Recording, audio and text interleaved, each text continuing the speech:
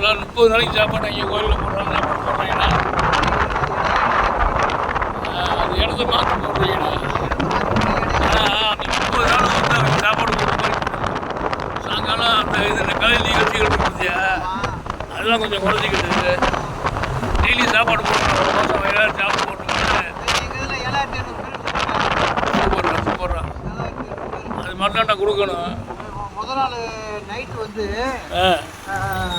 1800 பேர் டிஃபனா 1000 பேர் தான் கணக்கு பண்ணோம்.